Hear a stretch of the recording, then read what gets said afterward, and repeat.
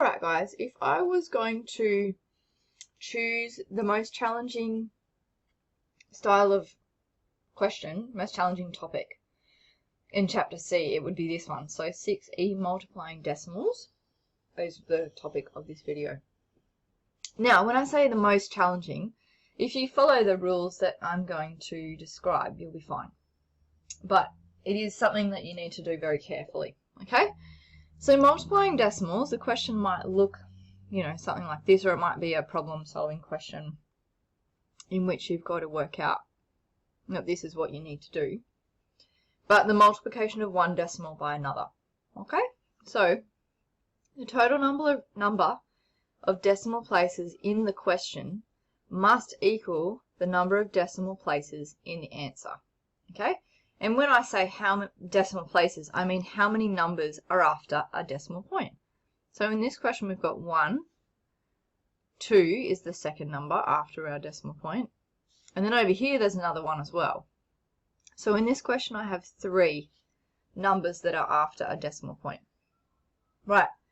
Now, with adding and subtracting decimals, we lined up our decimal points. You don't need to do that with multiplying decimals. Okay, you're just going to set it out with one number on top of the other. And you're going to have it all over to the right-hand side, okay, as you would for a normal multiplication. Okay, set it out, have your multiplication sign.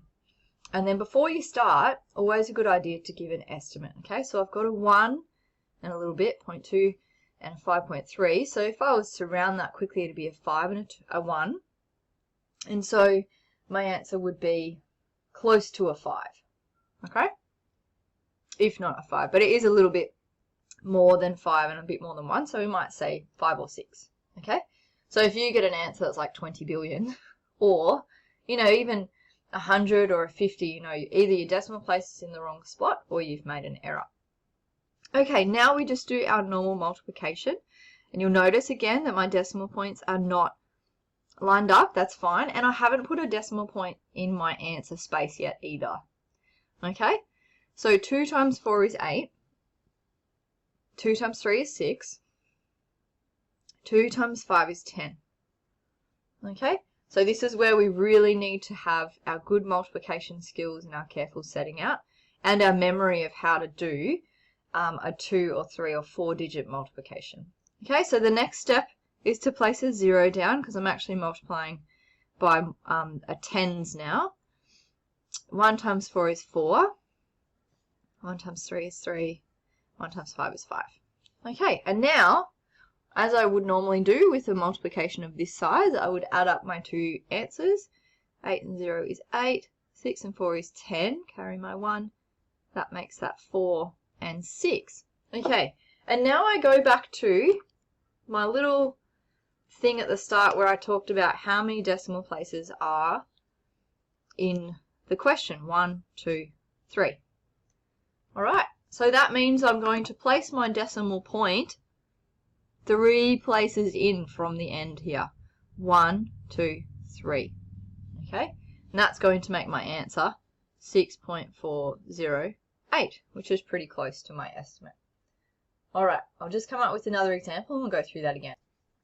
Okay, fellas, here's another example. That noise you hear is just my dog, who's keeping me company. Isn't he cute? He's just having a really big scratch. Okay, so first thing you notice about this question is it's going to be a fairly large answer, okay? So I've quickly done an estimate. I should be around the 400 mark, okay? The next thing that I do is I count how many decimal places are in my question, because remember, that's how many you should have in your answer. 1, 2, 3.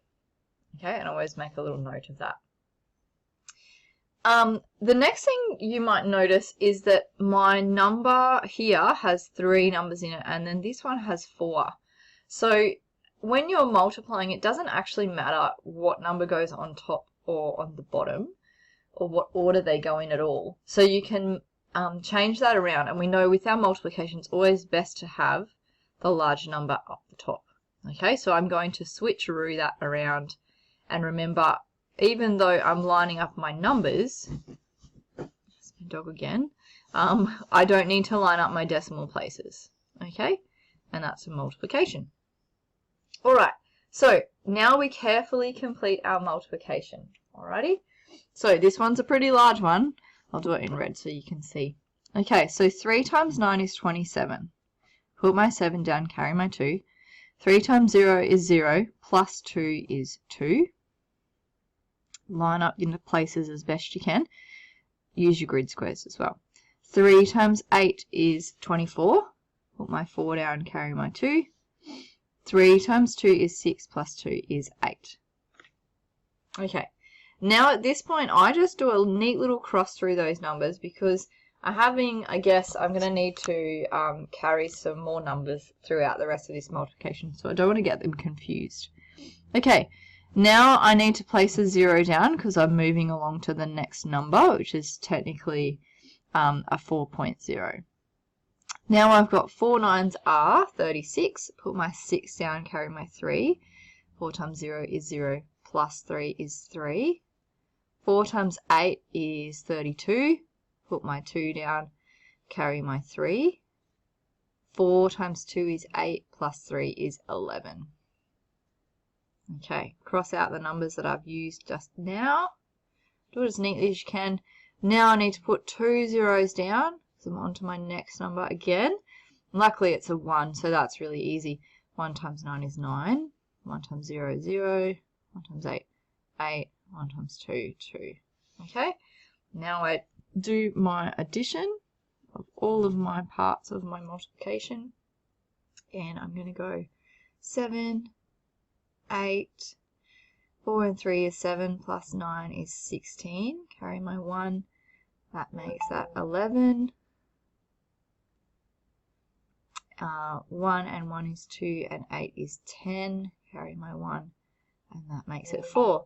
Now of course the last step is to place the same number of numbers after a decimal that were in the question. So I had 3.